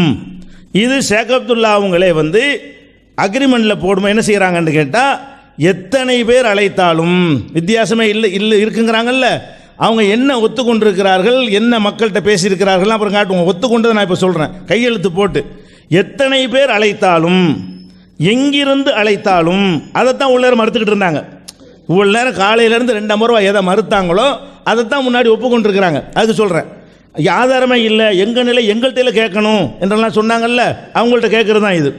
அப்போ எத்தனை பேர் அழைத்தாலும், எங்கிருந்து அழைத்தாலும், எந்த மொழியில் அழைத்தாலும் அனைத்தையும் ஒரே நேரத்தில் செவியுற்று பிரித்தறிந்து, அனைத்தையும் ஒரே நேரத்தில் செவியுறுவாங்க, அனைத்தையும் பிரித்தறிந்து அனைத்திற்கும் பதிலளிக்கும் ஆற்றல் அல்லாஹுவால் இறந்த இறைநேசர்களுக்கு வழங்கப்பட்டிருக்கிறது. இப்படி அவர் தெள்ளத் தெளிவாக சொல்லியிருக்கிறார். இதுதான் அப்பட்டமான ஷிர்க்குங்கிறோம். இப்போ நம்முடைய கேள்வி என்ன, இதுவரைக்கும் அவர்கள் சொன்ன மறுப்பு இருக்கிற பதில் அது இதுக்கு நேர் மாற்றமாக இருக்கிறது நீங்கள் பார்க்குறீங்க. இதுதான் மக்கள்கிட்ட என்ன சொல்லி கொண்டிருந்தார்கள். விவாத சபையில் வரும்பொழுது, நம்ம கேள்வி கேட்கக்கூடிய சபையில் வரும்போது எப்படி அதை சொல்வதற்கு அதை பூசி மூழ்கி அப்படி சொல்லவில்லை, வித்தியாசம் இருக்குதுலாம் சொன்னாங்களே தவிர எந்த வித்தியாசத்தையும் சொல்லவில்லை. இப்போ நம்ம என்ன கேட்குறோம் என்றால், உங்கள் நிலைப்பாட்டாக இதை நீங்கள் எழுத்து மூலமாக தந்திருக்கிறீர்கள். இது உங்கள் நிலைப்பாடு என்று இருக்குமையானால் நீங்கள் பார்க்கிற சக்தியை அல்லாஹ்வுடைய பார்க்கும் சக்தி போல அவர்களுக்கு நீங்கள் வழங்கியிருக்கிறீர்கள். கேட்கிற சக்தியை அல்லாஹ்வுடைய சக்தி போல இறந்தவர்களுக்கு வழங்கியிருக்கிறீர்கள். பிரித்து அறிகின்ற சக்தியை அல்லாஹ்வுடைய பிரித்தறியும் சக்தி போல நீங்கள் வழங்கியிருக்கிறீர்கள். வழங்குகிற, அதை ஏற்று நிறைவேற்றுகிற அந்த ஆற்றலை அல்லாஹ்வுடைய ஆற்றலை போலவே நீங்கள் வழங்கிவிட்டு இதெல்லாம் அல்லாஹ் கொடுத்துருக்குறான்னு ஒரு வார்த்தையை மட்டும் அங்கே சேர்த்துருக்கிறீங்க. அல்லாஹ் இறைநேசருக்கு இதெல்லாம் கொடுத்துட்டான்னு சொல்லி. அப்போ இது சரியா? காலையிலேருந்து 2 அமர்வாக வாதிட்டீங்களா? அது உங்கள் நிலையா? உங்கள் நிலை எது? இப்போ உங்கள் நிலை மறுத்து, இதை நான் மறுத்தானே பேசுனீங்க. உங்கள் நிலை எதுங்கிறத முதல்ல சொல்லணும். காலையில் நான் சொல்லி வந்தது தான் சரி என்று சொல்ல போகிறீர்களா, அல்லது இந்த அக்ரிமெண்ட்டில் கையெழுத்து போட்டிருக்கிறீங்களே அது சரின்னு சொல்ல போகிறீங்களா? இது சரின்னு சொல்ல வந்தீங்க என்று சொன்னால் அதெல்லாம் மறுபடி வரும். நீங்கள் சொன்ன கேள்வி உங்கள்கிட்ட திருப்பி கேட்போம். லிஸ்ட்டு வச்சுருக்குறோம். நீங்கள் என்னென்னலாம் மறுத்தீங்களா, என்ன செய்வோம், இதுதான் சரின்னு சொன்னீங்கன்னா காலையிலேருந்து பேசின அத்தனை கேள்விகளுக்கு நீங்களே பதில் சொல்ல, நாங்கள் சொல்கிற பதிலுக்கு பதிலாக நீங்களே பதில் சொல்ல வேண்டிய நிலைமை ஏற்படும். இதுதான் உங்கள் நிலைமை என்று சொன்னால், எத்தனை பேர் அழைத்தாலும் கேட்பார்கள், அந்த ஆற்றல் வழங்கப்பட்டிருக்கிறது என்று ஆதாரம் காட்ட வேண்டும். அதே மாதிரி எங்கிருந்து அழைத்தாலும் அவங்க கேட்பாங்க, இந்த மாதிரியான ஆற்றல் வழங்கப்பட்டிருக்கிறது என்பதற்கு நீங்கள் ஆதாரம் தர வேண்டும். எந்த மொழியில் அழைத்தாலும் கேட்பார்கள், அதுக்கு ஆதாரம் தர வேண்டும். அனைத்தையும் ஒரு நேரத்தில் கேட்பார்கள், அதுக்கு ஆதாரம் தர வேண்டும். பிரித்து அறிவார்கள், அதுக்கு நீங்கள் ஆதாரம் தர வேண்டும். அனைத்தையும் என்ன செய்வாங்க, இறந்தவங்க எல்லாத்தையும் கேட்பார்கள், பிரித்தறிவார்கள், பிரித்தறிந்து அதை நிறைவேற்றி தருவார்கள் சொல்கிறீங்களே, இது அனைத்திற்கும் ஆதாரம் தர வேண்டும். இதுக்கு மாத்திரம் ஆதாரம் தரக்கூடாது. இதுக்கு மேலே அனைவரும் சமமாக வழங்கப்படலை என்று சொல்லிவிட்டீங்கல்ல, அதில் வித்தியாசம் இருக்குமில்ல. அப்படின்னா இதில் 100% கொடுக்கப்பட்டவங்க எத்தனை பேர், 50% அளவுக்கு கொடுக்கப்பட்டவங்க எத்தனை பேர், அப்போ எத்தனை பேர் அழைத்தாலுங்கிறீங்களே, அது ஒரு எல்லையற்ற ஒரு சக்தியை கொடுத்துருக்கிறீங்களே. அப்போ தராதரம் இருக்கிறதுன்னு சொன்னீங்களே, சிலர் கூட கொடுப்பான், சிலர் குறைய கொடுப்பான், அந்த மாதிரியான லிஸ்ட்டு தர வேண்டும். அது மாதிரி குறிப்பிட்டு யாரையெல்லாம் இன்றைக்கு நீங்கள் சமூகத்தில் அழைக்கப்படுகிறதோ அவருக்கு அந்த ஆற்றல் அல்லாஹ் கொடுத்தான் என்பதற்கு ஆதாரம் காட்ட வேண்டும். அனைத்தையும் கொடுத்தான் என்பதற்கு ஆதாரம் காட்ட வேண்டும். அப்போ ஏற்கனவே உள்ளது இவ்வளவையும் சொல்லிவிட்டு இதற்கு முரணாகத்தான் அவங்களுடைய வாதத்தை வைத்திருக்கிறார்கள். இது தொடர்பாக மேலதிக விளக்கங்கள் நாங்கள் பின்னாடி சொல்லுவோம். இதை மனசில் வைத்துக் கொள்ள வேண்டும். அடுத்ததாக சில விஷயங்கள், அதாவது முந்தின லாஸ்ட் அமர்வில் அவங்க சொன்னாங்க இல்லையா, அதற்கான இது ஃபஸ்ட்டு ஒரு கூடுதல் வாதமாக எடுத்து வச்சுக்கிட்டேன். அதுக்கிடையில் அவங்க சொன்னதில் சிலதுக்கு பதில் நேரம் இல்லாதனால இப்போ கொஞ்சம் நேரம் தான் இருக்கிறது. அவங்க சொன்ன அனைத்துக்கும் நாங்கள் பதில் சொல்லி முடிப்போம், ஒன்று கூட விட மாட்டோம். நேரம் இல்லாதனால் 1-2 விடுமே தவிர கண்டிப்பாக அவங்க கேட்காட்டால் நாங்களே வழி எழுத்து போட்டு என்ன செய்வோம், அனைத்துக்கும் இன்ஷா அல்லாஹ் பதில் சொல்லுவோம். அடுத்து என்ன செய்கிறாங்கன்னா, அதாவது உசுரோட உள்ளவங்கள்ட்ட கேட்குறது கூடும்னு சொல்கிறீங்க, இறந்தவர்கிட்ட கேட்குறது கூடாதுங்கிறீங்க. இந்த அதிகாரத்தை உங்களுக்கு யார் தந்ததுன்னு திருப்பி கேட்குறாங்க. இப்போ நம்ம என்ன கேட்குறோம், இது அதிகாரம் தர்ற ஒரு மேட்டரே கிடையாது. உசுரோடு உள்ள ஒரு மனுஷன் கேட்குறான்னு நாங்கள் நினைக்கிறோம். எப்படி கேட்குறான்னு நினைக்கிறோம், மனிதனாக கேட்கிறான் என்று நாங்கள் நினைக்கிறோம். மனிதனுக்கு எந்த அளவுக்கு கேட்குற சக்தி இருக்கிறது அதுதான் அவன் கேட்குறான்னு நாங்கள் நினைக்கிறோம். இறைவனுடைய கேட்குதல் அவனுக்கு இல்லைன்னு நாங்கள் நினைக்கிறோம். அதனால அவனை போல் எதுவும் இல்லை என்ற வசனத்துக்கு இது முரண் இல்லை. மனிதன் கேட்கிறான், ஆனால் அல்லாஹ்வை போல் கேட்கவில்லை அப்படி நாங்கள் நம்புகிறோம். மனிதன் பார்க்கிறான், அல்லாஹ்வை போல் பார்க்கவில்லை நம்பும் பொழுது அந்த லைஸ கமித்லிஹிக்கு முரண் வரலை.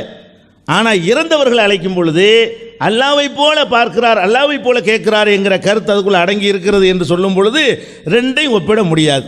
உயிரோடு உள்ளவர்கள்ட்ட கேட்கக்கூடிய நேரத்தில் நாங்கள் என்ன செய்யணும், மனுஷ நிலையை தாண்டி நாங்கள் கொடுத்தா நாங்கள் இணை வைத்தவர்கள் தான். அவன் மனுஷன் கேட்குற சக்தி தான் அவனுக்கு இருக்கிறது. மனிதன் பார்க்குற மாதிரி 1 பார்ப்பான் 2 பார்ப்பான், 1 கேட்பான் 2 கேட்பான், அவ்வளோதான் அவனுடைய இது என்று அவனுடைய எல்லையை நாங்கள் விளங்கி வைத்திருக்கிறோம். இந்த மாதிரி நாங்கள் வளங்களை இங்கிருந்து அழைத்தாலும் எத்தனை பேர் அழைத்த அந்த வாசகத்தையெல்லாம் போட்டு அவங்க ஒத்துக்கொண்டிருக்கிற காட்சியை பார்க்குறோம். அதனால் வித்தியாசம் இருக்கும் பொழுது அதிகாரம் யார் தந்தான்ற ஒரு கேள்வியாகுமா? வித்தியாசம் தெளிவாக இருக்கிறது. நீங்கள் கேட்குறீங்க இதுக்கும் அதுக்கும் என்ன வித்தியாசங்கிறீங்க. இதுக்கு வித்தியாசம் இருக்கிறது. கண்ணுக்கு முன்னாடி உள்ள ஒரு ஆள்கிட்ட போய் கேட்குறோம், ஒன்றே ஒன்று தான் கேட்போம், ஒருத்தர் தான் கேட்போம், அவருக்கு கேட்கக்கூடிய சத்தத்தில் தான் கேட்போம். அதுக்கான ஊரே திரண்டு வந்து அவர்கிட்ட கேட்க மாட்டாங்க. அவரை எந்த இடத்துல வைக்கிறோமோ அந்த இடத்துல வச்சிருக்கிறோம். செத்தவங்கள்ட்ட போய் எப்படி கேட்குறோம்? இங்கேயும் கேட்குறோம், அங்கேருந்து கேட்குறோம், எங்கேருந்து எங்கே வேணாலும் இருந்து கேட்குறோம். அப்போ அந்த மாதிரி கேட்கக்கூடிய நேரத்தில் தான் அவர் அனைத்தையும் கேட்பார் என்ற கருத்தை செயல் விளக்கத்தின் மூலமாக காட்டுகிறீர்கள். உங்களுடைய செயலால், உங்களுடைய நடத்தையால், உங்களுடைய அழைப்பால் அந்த கருத்தை திணிக்கிறீர்கள் என்று சொல்லும் பொழுது ரெண்டுக்கும் வித்தியாசம் இருப்பதை நீங்கள் புரிந்து கொள்ள வேண்டும். இதுக்கு யார் அதிகாரம் கொடுத்தாங்கிற ஒரு கேள்வி திருப்பி திருப்பி கேட்குறாங்க. இது ஒரு வாதத்தில் ஏற்கத்தக்க ஒரு கேள்வியே கிடையாது. இந்த மாதிரி வித்தியாசம் இருக்கக்கூடிய நேரத்தில் இப்படி கேட்கக்கூடாது. அந்த வார்த்தைக்கு அந்த அர்த்தம் இருக்குதா இல்லையா? அஸ்ஸலாமு அலைக்கும் வரஹ்மத்துல்லாஹி வபரகாத்துஹு. கண்ணியத்திற்குரிய உலமா பெருமக்களே, அன்பார்ந்த பெரியோர்களே, இளைஞர்களே,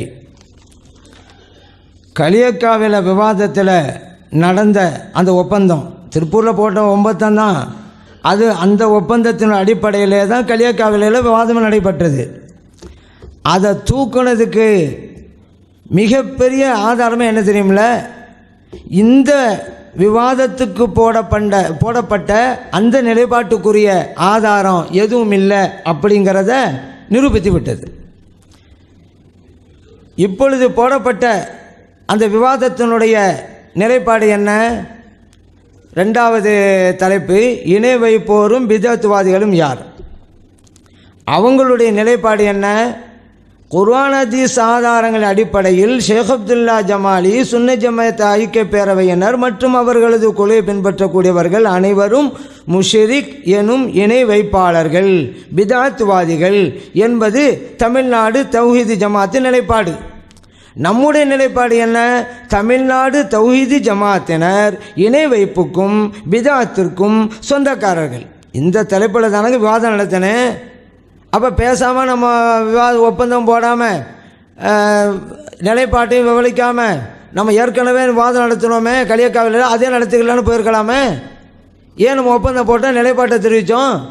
அப்போ அவங்க போட்ட அந்த நிலைப்பாட்டில் ஆதாரத்தை எடுத்து வைக்க எதுவுமே இல்லைங்கிறதுனால களியக்காவில் வாதத்தை தூக்கிவிட்டாங்க. எந்த ஒப்பந்தம் போட்டிருக்கோ அதுக்கு வந்து இருந்தாங்க நீங்களும் முஷ்ரிங்க இருந்தாங்க ஆதாரம், அதை எடுத்து வைக்க முடியலை. காலையிலேருந்து இது வரைக்கும் நீங்கள்லாம் பிதத்துவாதிகள்ங்க, இந்தாங்க ஆதாரம் என்று காலையிலேருந்து இதுவரைக்கும் எடுத்து வைக்கலை. அதை விட்டுவிடு களியக்காவிலை வாதத்தில் இப்படி போட்டீர்களே, அதற்கு என்ன பதில், இதற்கு என்ன பதில் அப்படின்னு அர்த்தம். இப்போ நாங்கள் எடுத்துக்கொண்ட அந்த நிலைப்பாட்டிற்கு எங்கிட்ட எந்த ஆதாரம் இல்லை, அதுக்கு பதில் சொல்லுங்கள் அப்படின்னு சொல்லிட்டாங்க. இதுக்கு முன்னால் ஒரு கடிதமே நாங்கள் எழுதணும். அந்த கடிதத்தின் போது கூட இந்த விவாதம் நடந்துச்சுலங்க. இதுக்கு முன்னால் சில கடிதங்கள் எங்களுக்கு மத்தியில் போக்குவரத்து நடந்துச்சு. அதில் வந்து மதுஹபை, தர்காவை, மௌலிது, அவுலியா எல்லாத்தையும் விவாதிக்கணும் அப்படின்னு அவங்க எழுதியிருந்தாங்க. அப்போ நம்ம சொன்னோம், நம்ம தான் விவாதிச்சிட்டோம்ல மதுஹபை பற்றி, தர்காவை பற்றி, மௌலிதை பற்றி, அவுலியா பற்றி விவாதிச்சிட்டோம்ல களியக்காவிலையில். மறுபடியும் நீங்கள் அதே தலைப்பில் விவாதத்துக்கு கூப்பிட்றீங்க. அப்போ களியக்காவில விவாதத்தில் நீங்கள் தோற்று போயிட்டீங்க. அதனால தான் மறுபடியும் நடத்தி ஜெயிக்கணுங்கிறது எங்களை கூப்பிட்றீங்க. நீங்களே ஜெயிச்சிருந்தா மறுபடியும் வாதத்துக்கு வாங்கல், அந்த தலைப்படியும் கூப்பிட்றீங்க, அர்த்தமே இல்லையே அப்படிங்கிறத நாங்கள் கேட்டோம். உங்கள் கூற்றுப்படி வென்றது சகோதரர் பிஜே அணியினர் தான் என்றால் வென்ற தலைப்புகளில் மீண்டும் விவாதிப்பதற்காக ஜமாலி அவர்களை ஏன் அழைக்கிறார்கள்? இது ஒன்றே போதாதா தோற்று போனது சகோதரர் பிஜே அணியினர் தான் என்பதற்கு அப்படின்னு போட்டுட்டு அப்புறம் கடைசியில் இருந்தாலும் கூட ஒரு சான்ஸ் கொடுக்குறோம். எப்படின்னு கேட்டால், வேண்டுமானால் ஒன்று செய்யலாம், களியக்காவிலை விவாதத்தில் நாங்கள் தோற்று போய்விட்டோம் என்று சகோதரர் பிஜே அவர்கள் தன் கைப்பட எழுதி தரட்டும். அவ்வாறு எழுதி தந்துவிட்டால் மேற்கண்ட தலைப்புகளில் மீண்டும் விவாதிப்பதற்கு மௌலவி எம் ஷேக் அப்துல்லா ஜமால் அவர்கள் தயாராக இருக்கிறார் அப்படிங்கிறத எழுதியிருக்கிறோம். இப்போ நடந்து முடிஞ்சு போன ஒரு விஷயம், இது விவாதிச்சாச்சு. இப்போ சொல்கிறோம் தோற்று போயிட்டோம் தான், அதில் மறுபடியும் விவாதிக்கலாம்னு சொன்னாக்கா நம்ம விவாதிக்க தயாராக இருக்கும். இதே தலைப்பு விவாதிக்கலாம், அது சொல்லணும் தோற்று போயிட்டோன்னு. இல்லைண்டா விவாதித்த தலைப்பில் விவாதிக்க தேவையில்லை. ஏன்னா அது ஏற்கனவே கடிதத்தை குறிப்பிட்டே தான், அவங்க வெண்டுட்டாங்க, மறுபடியும் வெல்ல தேவையில்லை. இப்போ விவாதம் நடக்கிறது. இப்போ போடப்பட்ட 9 ஒப்பந்தத்தின் அடிப்படையில் உங்கள் நிலைப்பாடு என்ன, எங்கள் நிலைப்பாடு என்ன, அந்த சப்ஜெக்டில் பேசுகிற விட்டுவிட்டு பிரித்தறியும் சொன்னீங்களே, அதுக்கு என்ன ஆதாரம்? அந்த ஒப்பந்த அடிப்படையில் அப்போ வாதம் பண்ணிக்கிட்டு இருக்கோம்.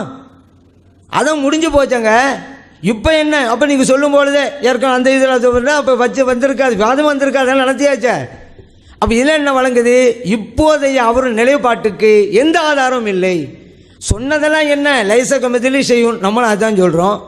ஒவ்வொ சமீ உல் பசீர், நம்மளும் அதான் சொல்கிறோம். ஒவ்வொ சமீ உல் பசீரில் இந்த எல்லையெல்லாம் எங்கெங்கே இருக்குன்னு கேட்டோம். அல்லாஹ் கேட்குறான், பார்க்குறான் தானே இருக்குது. நீங்கள் சொன்ன எல்லையெல்லாம் எங்கெங்கே இருக்குது? அது எல்லோரும் கேட்பதுங்கிற பிரச்சனைலாம் அங்கெங்கங்க இருக்குது, இருந்தால் காமிங்களாங்கன்றோம். அவங்க சொன்ன எந்த விஷயமும் அந்த வசனத்தில் இல்லை. வசனத்தை ஓதி விட்டோம்னா ஏதாவது ஒரு வசனத்தை ஓதி தான் ஆதாரங்களாமா? என்ன சப்ஜெக்டோ அதுக்குரிய வசனத்தை ஓதி தான் ஆதாரம் காமிக்கணும். அதனால் இது முடிஞ்சு போன விஷயங்க. இவங்களுக்கு இதில் சப்ஜெக்ட் இல்லை. அதனால் நாம் இணை வைப்பர் என்பதற்கு எந்த ஆதாரம் இல்லை என்பதால் தான் கலியக்காவல் விவாதத்தில் எதை நம்ம செஞ்சோமோ அதை இப்போ தூக்கியிருக்காங்கங்கிறத நீங்கள் நினைவில் வைங்க. இப்போது இவங்க எது சொன்னாலும் சரிதான். அவர்களுடைய வணக்க வழிபாடு, விக்கிரக வழிபாடு, கற்பனையில் உள்ள விக்கிரக வழிபாடு, சிலை வழிபாடு, இதை செஞ்சுக்கிட்டு இருக்கிறாங்க. பச்சை சிறுக்குன்னு நம்ம சொல்கிறோம். அது இல்லை, நாங்களாம் சிறுக்கு இல்லை அப்படின்னு சொல்லி அதுக்கு அவங்க பதில் தரணும். அதே போல் அவங்க முஸ்லீம்களையெல்லாம் காஃபிர் ஆக்குறாங்க. அதுக்கு உதாரணம் சொன்னோம். ஒரு ஆள் தற்கொலை செய்து கொண்டால் அவன் நிரந்தர நரகத்துக்கு போவான், ஜனாசா தொலை கிடையாதுங்கிறாங்க. ஒரு முஸ்லீமை காஃபிர் ஆக்குறாங்க. நபியெல்லாம் ஸல்லல்லாஹு சொன்னாங்க, ஒரு முஸ்லீமை பார்த்து யா காஃபிர், காஃபிரே என்று சொன்னால் அதுக்கு தகுதியில் வரும்பொழுது இப்போ சொன்னவன் தான் காஃபிர் ஆகிவிடுவான் அப்படின்னு சொல்லியிருக்காங்க. புகாரில் இருக்குது. அதன் அடிப்படையில் குஃபுரிலே நீங்கள் இருக்கிறீர்கள் என்று கடுமையான குற்றச்சாட்டை வச்சிருக்கிறோம். அப்போ அது இல்லைங்கிறத அவங்க நிரூபிக்கணும். அது தொடவே இல்லை, இதுவும் தொடவே இல்லை. குஃபுரில் இருக்கிறங்க, ஷிர்கில்ங்கிறத அவங்க சொல்ல வந்தோம். ஆனால் அவங்க எடுக்க மாட்டாங்க, கண்டுகொள்ள மாட்டேங்கிறாங்க. அப்போ அதுலேருந்து அவங்களுடைய பலவீனம் என்னங்கிறது நமக்கு புரியத்தான் செய்கிறது. அதே போல் என்ன கலாச்சாரத்தை கொண்டு வர நினைக்கிறீங்க? காபிர்களுக்கெல்லாம் சலாம் சொல்லலாம் அப்படிங்கிறீங்க. இது என்ன கலாச்சாரம் அப்படின்னு கேட்டோம். அதே போல் கிறிஸ்தவனுடைய கலாச்சாரத்தை கொண்டு வர நினைக்கிறீங்க. அது என்ன? ஒரு கையில் முசாபா செய்வது அப்படிங்கிறத நம்ம சொன்னோம். அதுக்கு இதுவரைக்கும் பதில் நம்ம ஆரம்பத்திலே சொன்னோம். அந்த விவாதத்தினுடைய தொடக்கத்திலேயே உங்களுடைய கலாச்சாரங்கள் என்ன? எல்லாம் பிரமத கலாச்சாரங்கள் அல்லவா இருக்கிறது, பிதாத் அல்லவா செய்றீங்க, ஷிர்க் அல்லவா செய்றீங்க, இதுவெல்லாம் கூடாது அப்படிங்கிற ஒரு பாயிண்டை நம்ம வச்சோம். இதுவரைக்கும் அவங்க பதில் தரவே இல்லை. அப்போ இதுலேருந்து அவங்க என்ன வழங்குன்னு சொன்னால் அவங்களிடம் உரிய ஆதாரம் கிடையாது. அதனால தான் ஒரு ஆள் பல ஆள் நமக்கு புரியத்தானே செய்யுது, நாமே தான் இந்த வித்தியாசத்தை வச்சுக்கணுங்கிறாங்க. அதை தான் நம்ம கேட்டோம். நாமே தான் அப்படின்டா இந்த அதிகாரத்தை உங்களுக்கு தந்தது யாரு? நீங்கள் இங்கே இருக்கக்கூடிய ஒருவருக்கும் ராம்நாட்டில் இருக்கக்கூடிய ஒருவருக்கும் வித்தியாசம் காட்டுறீங்களே, அந்த வித்தியாசம் குர்ஆனில் இருக்கிறதா ஹதீஸில் இருக்கிறதா? தாங்க ஒப்புக்கொண்டு போய்கிட்டே இருக்கிறோம். நீங்கள் இங்கே சொல்கிற ஆளுக்கும் ஆயிரக்கணக்கான மேலுக்கு அப்பால் இருப்பவருக்கும் வித்தியாசம் இருக்குங்கிறீங்களே, அந்த வித்தியாசத்துக்குள்ள ஆதாரத்தை குர்ஆனில் தாங்க ஹதீஸில் தாங்க ஒப்புக்கொண்டு போய்கிட்டே இருக்கிறோம். நான் சொன்னோமே, நீங்கள் ஆதாரத்தை தான் ஏற்றுக்கொள்ள தயார் இல்லை. நம்ம அப்படித்தான் விளங்குகிறது. இப்படியே தானே ஒவ்வொரு விதத்திலையும் உன்னை கொண்டு வந்துட்டு இப்படித்தான் விளங்க வேண்டும்ங்கிறீங்க. அதுவெல்லாம் ஆதாரமாகுது. நேரடியான ஆதாரத்தை தரணும். அப்படி இல்லாவிட்டால் நீங்களாக எப்படி உருவாக்கினீங்க? இந்த மைல் கணக்கு இடக்கணக்கு எல்லாம் வச்சு ஒரு முடிவு எடுக்கலாம். இத்தனை மைல்லேருந்து இருந்தால் மனிதனுக்கு, அதை தாண்டிட்டு அது அல்லாஹ்வுக்குள்ள சக்தி தான். இந்த முடிவெல்லாம் உங்களுக்கு யார் தந்தது? இப்படி எடுக்கிற அதிகாரத்தை யார் தந்தது? அப்போ அந்த அதிகாரத்தை கையில் எடுத்தால் அஃபர் ஆயித்த மணித்தகத இலாஹு ஹவா அப்படிங்கிறது நம்ம சொன்னோமே. உங்களுடைய மனோ இச்சை இலாக ஆக்கி கொண்டு விட்டீர்களா? உங்கள் மனோ இச்சை சொன்னால் அது மார்க்கம் அப்படின்னா உங்கள் மனோ இச்சை தான் உங்களுக்கு இறைவன், இதுவும் ஷிர்க்கு தான் அப்படின்னு நம்ம சொன்னோம். அதுக்கு நீங்கள் பதில் தரல. அதே போல் பாருங்கள், உயிராக உள்ளவங்களை கேட்டால் வேற, இறந்து போனவட்ட கேட்டால் வேற அப்படின்னுங்க. அது என்ன ஷிர்க்குன்னா? எல்லாம் ஷிர்க்கு தானே. ஒரு காரியத்தை அல்லாஹ்வுக்கு இருக்கக்கூடியதை இன்னொருவருக்கு கொடுத்தா அது ஷிர்க்குன்னு முடிவு பண்ணிட்டா, உயிராக உள்ள மனிதர் கொடுத்தாலும் ஷிர்க்கு தானங்க. இறந்து போனவருக்கு அந்த தகுதி இருக்குன்னு சொன்னாலும் ஷிர்க்கு தானங்க. ஒரு காரியம் உயிராக உள்ள ஒரு பிரச்சனத்தில் ஷிர்க்கு இல்லை அப்படி என்றும், இறந்து போன விஷயத்தில் ஷிர்க்கு என்றும் இந்த இரட்டை அளவுகளுக்கு என்ன ஆதாரம் எடுத்தீங்க? எல்லாம் உயிராக இருந்தாலும் அல்லாஹ் இல்லை தானே, இறந்து போனாலும் அல்லாஹ் இல்லை தானே. உயிராக இருந்தால் பரவாயில்லை என்று சொல்வதற்கான அதிகாரத்தை எங்கிருந்து நீங்கள் பெற்றீங்க? ஷிர்க்கு உயிரான ஒரு விஷயத்தில் செய்யலாம்னு எப்படி நீங்கள் பெற்றீங்க? அதுக்கு நீங்கள் பதில் சொல்லுங்கள். அதனால் ஒரே இடத்துல உதவி செய்யுங்கிற சாதாரண என்னுடைய படைப்பிலேருந்து இருக்கிறது. பிரித்தறிகின்ற ஆற்றல், பிரித்து உதவி செய்ய முடியுமான்னு கூட நீங்கள் கேட்டீங்க. எப்படி ஒரு இடத்துல உதவி செய்ய முடியுங்க? இதன் அடிப்படையில் இல்லை, ஏற்கனவே சொன்ன வச்சு நான் பேசிக்கிட்டு இருக்கேன். இந்த கலியாக்காலத்தை தூக்கி அப்படியே வச்சாச்சு. ஏன்னா சப்ஜெக்டே கிடையாது. இல்லைண்டாக்க இப்போது போடப்பட்ட ஒப்பந்த நிலைப்பாட்டுங்கள் ஆதாரம் டிக்ளேர் பண்ணிடுங்க, முடிஞ்சு போச்சு. ஏன் அதை தூக்குறீங்க? அப்போ அது உங்களுடைய இயலாமையில காட்டுது. நாங்கள் சொல்லி சொல்லி பார்த்தோம், நடக்கலை, அதனால தான் தூக்கிட்டோம் அப்படின்லாம் வருது. அதனால் தலைப்பு என்னன்னு பாருங்கள். உங்களுக்கு அது முடியுமா? பிரித்திருந்த ஆற்றல் வழிமாறுகளுக்கு இருக்கிறதா? அதுக்கு ஆதாரம் என்ன? தாங்கங்கிறாங்க. இந்த எல்லாரும் சொன்னால் புரியும்னு சொல்லியிருக்கீங்களே, அதுக்கு ஆதாரம் என்னங்கிறாங்க. அந்த தலைப்பில் பேச வந்தோம். தலைப்பு ஒரு தடவை படித்து பாருங்க. எங்களுடைய செயல்பாடு ஷிர்க்குன்னு சொல்லியிருக்கிறீங்க, அது என்ன பட்டியல் போடுங்க. எங்களுடைய செயல்பாடு பிதஅத்துன்னு இருக்கிறீங்க, சொல்லுங்க, நாங்கள் பதில் சொல்கிறோம். நீங்கள் ஷிர்க்கு பண்ணீங்க, நாங்கள் வச்சிருக்கிறோம், இத்தனை வச்சிருக்கிறோம், அதில் நீங்கள் கொஞ்சம் கூட நுழையவே இல்லையே. ஒன்றா ரெண்டா பிஸ்மில்லா இறைவனின் திருப்பெயரான்னு எழுதுறீங்க. இது அன்றைய காலத்து மக்கத்து காவிர்களுடைய ஒரு வழக்கம் அல்லவா, இறைவனின் திருப்பெயராங்கிறது. அதை நீங்கள் செஞ்சுக்கிட்டு இருக்கிறீங்க. இப்படி எத்தனையோ அந்த காலத்து ஐயாம் ஜாகிலியா காலத்து மக்களுடைய கொள்கை இருக்கிறது, கிறிஸ்தவ கலாச்சார கொள்கை கொண்டு இருக்குது, இந்து மத கலாச்சாரம் இருக்குது. இப்படி பட்டியல் போட்டுக்கிட்டே இருக்கும். அதுக்கு பதில் சொல்லாமல் களியக்காவலி வாதத்தில் இப்படி சொன்னீர்கள், ஆதாரம் என்ன, அது தனியாக போடணும்.